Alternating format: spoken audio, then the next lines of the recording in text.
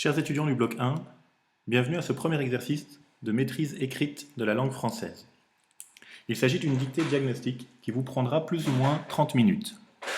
Vous ne serez ni évalué, ni jugé sur ce test diagnostique. Il s'agit simplement d'une prise d'information pour Madame Dumont et moi-même de vos performances actuelles en orthographe. Vous devrez rendre cette dictée, ainsi que le texte à rédiger, dans mon casier situé dans le couloir de la salle des professeurs pour ce jeudi 17 septembre à 10h30 au plus tard.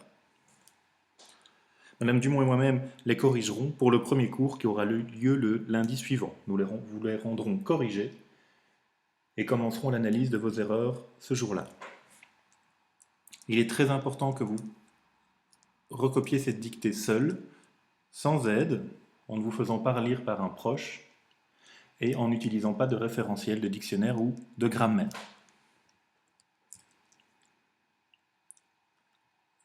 Je vais commencer à vous lire la dictée. Le texte s'intitule « Le mariage ». L'après-midi de notre arrivée dans notre lieu de villégiature, une toute grande fête se préparait, et Pierre suggéra que nous y restions au moins cette nuit-là.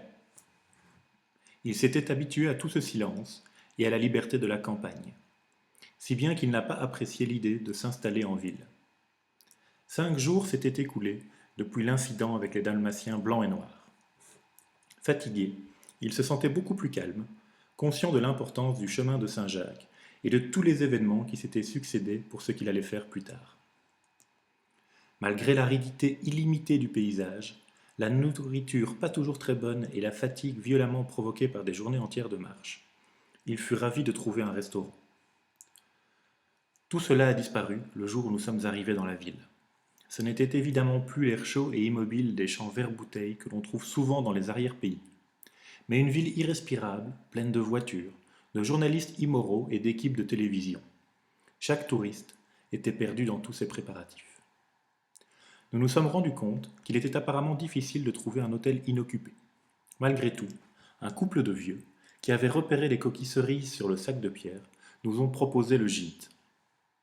Nous avons pris un bain, j'ai enfilé les vêtements que j'avais apportés et nous sommes sortis.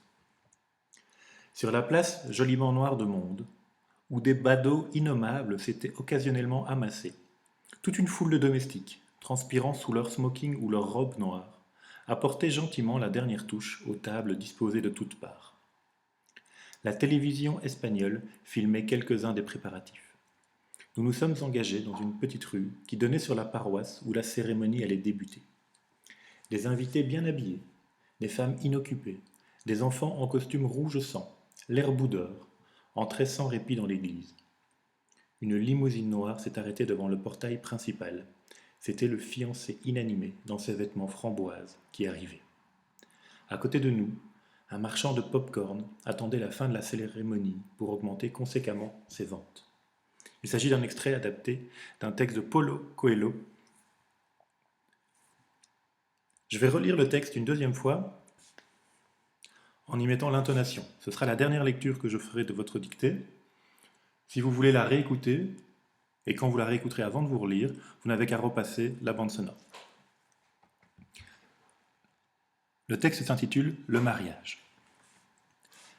L'après-midi de notre arrivée dans notre lieu de villégiature, une toute grande fête se préparait, et Pierre suggéra que nous y restions au moins cette nuit-là. Nouveau paragraphe. Il s'était habitué à tout ce silence et à la liberté de la campagne, si bien qu'il n'a pas apprécié l'idée de s'installer en ville. 5 jours s'étaient écoulés depuis l'incident avec les dalmatiens blancs et noirs. Fatigué,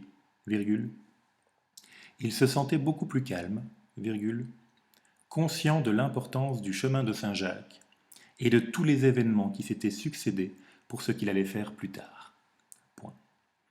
Malgré l'aridité illimitée du paysage, la nourriture pas toujours très bonne et la fatigue violemment provoquée par des journées entières de marche, il fut ravi de trouver un restaurant. Nouveau paragraphe. Tout cela a disparu le jour où nous sommes arrivés dans la ville. Ce n'était évidemment plus l'air chaud et immobile des champs vert-bouteille que l'on trouve souvent dans les arrière-pays, virgule, mais une ville irrespirable, pleine de voitures, virgule, de journalistes immoraux et d'équipes de télévision. Point. Chaque touriste était perdu dans tous ces préparatifs. Point. Nouveau paragraphe.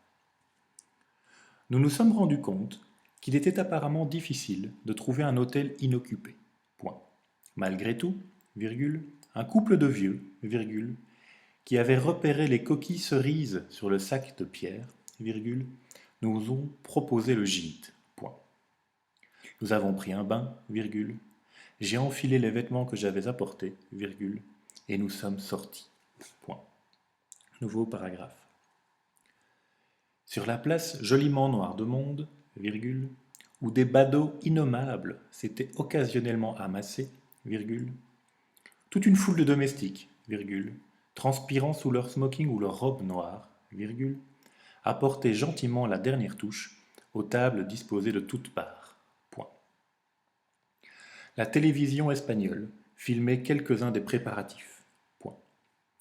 Nous nous sommes engagés dans une petite rue qui donnait sur la paroisse où la cérémonie allait débuter. Point. Nouveau paragraphe.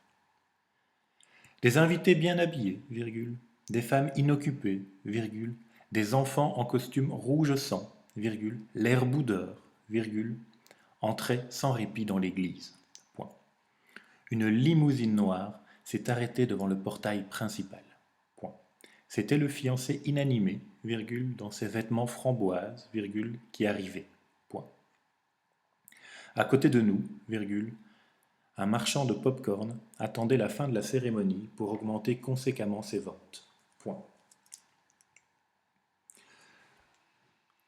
À la fin de cette dictée, nous vous demandons également, une fois que vous êtes relu, d'entourer les mots du texte dont vous n'êtes pas certain de l'orthographe. Je rappelle que vous ne serez ni évalué ni jugé sur ce premier texte de l'année.